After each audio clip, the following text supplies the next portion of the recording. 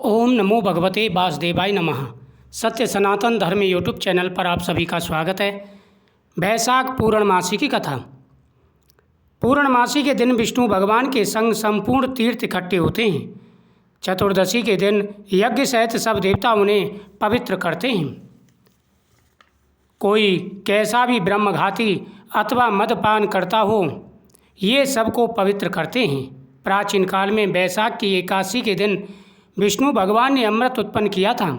द्वादशी के दिन उसकी रक्षा की, त्रयोदशी के दिन देवताओं को अमृत पिलाया और चतुर्दशी के दिन देवताओं के विरोधी दैत्यों का नाश किया तथा पूर्णमासी के दिन देवताओं ने अपना राज्य पुनः प्राप्त किया था। इससे देवताओं ने प्रसन्न हो इन तीनों तिथियों को प्रीतिपूर्वक अपनाया और वरदान दिया। वैशाख मास की ये तीनों तिथियां बहुत ही पवित्र मानी जाती हैं। पुत्र पौत्रादि फल देने वाली और मनुष्यों के पापों को दूर करने वाली हैं। जो अधम मनुष्य संपूर्ण वैशाख मास में स्नान नहीं करते, वह इन तीन तिथियों में स्नान करने से पूर्ण फल प्राप्त कर लेते हैं। जो मनुष्य इन तिथियों में भी स्नान नहीं दान आदि नहीं करते, वे चांडाल की योनि में जाते हैं और फिर रौरव नरक में जाते हैं। जो इन तीनों तिथियों में गर्म जल से स्नान करते हैं, वे 14 मनंतर तक रौरव नरक में निवास करते हैं। पितृश्वर और देवताओं के लिए जो दही और अन्न दान नहीं करते, वे पिशाच की योनि में प्रलय काल तक भोगते हैं। हे राजन, जो वैशाख मास में नियम पूर्वक कर्तव्य कर्मों में लगे रहते हैं, वे विष्णु भगवान की सायुज्य मुक्ति को प्राप्त होते हैं, इसमें संदेह नहीं है।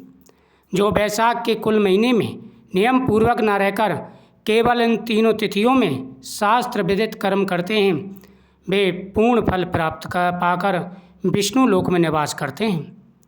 जो मनुष्य देवता, पितृश्वर, गुरु और विष्णु भगवान के निमित्त स्नान दान नहीं करते, उन्हें हम श्राप दे देते हैं। वे मनुष्य निसंतान, आयुहीन और दुखी होते हैं। देवता ऐसा वर देकर अपने अपने धाम को चले गए।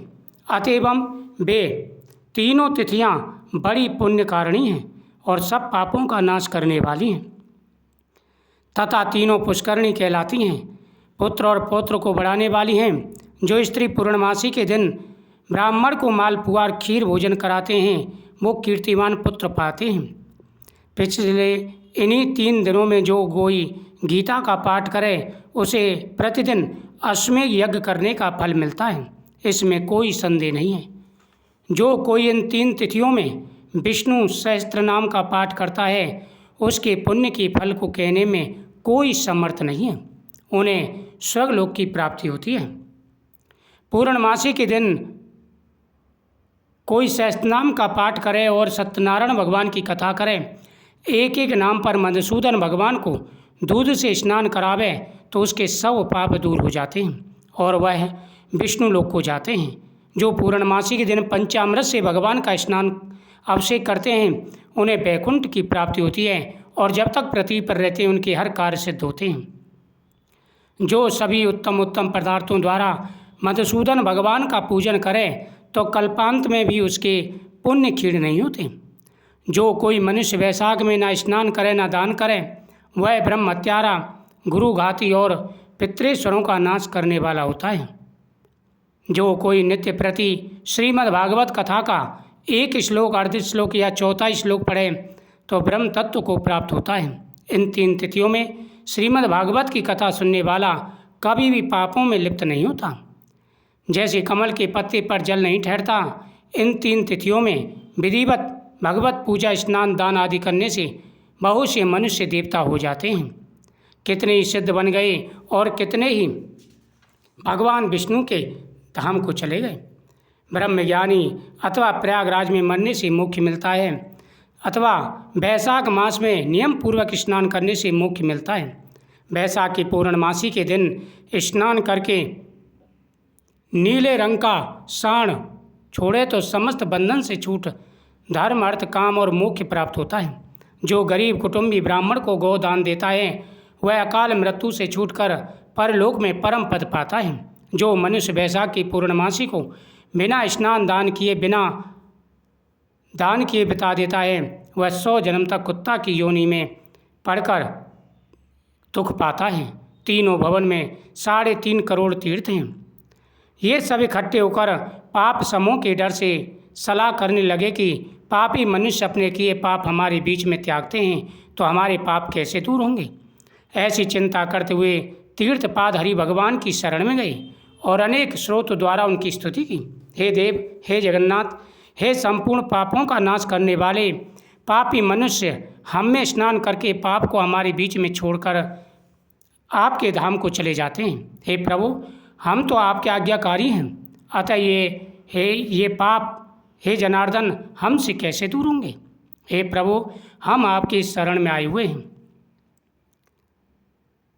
तब तीर्थों ने ऐसी प्रार्थना की तो भूत भावन भगवान हंसते हुए मेघ जैसी गंभीर वाणी से बोले, वैशाख के महीने में मेष की संक्रांति में शुक्ल पक्ष में जो अंतिम 3 तिथियां हैं वे 3 दिन सर्व तीर्थ में पुण्य रूप हैं और मेरे प्राण प्यारे हैं। इनमें सूर्योदय से पहले स्नान कर जल से बाहर आ जाए, जिसमें सब प्रकार के पाप से छूट पुण्य रूप और निर्बल हो।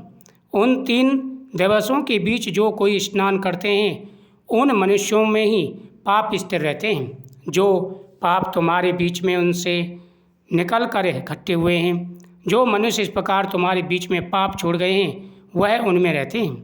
ऐसा तीर्थपाद विष्णु भगवान ने तीर्थों को वरदान दिया और ऐसी आज्ञा दे योग बल से वही अंतर ध्यान हो गई और सब तीर्थ अपने अपने धाम को चले गए।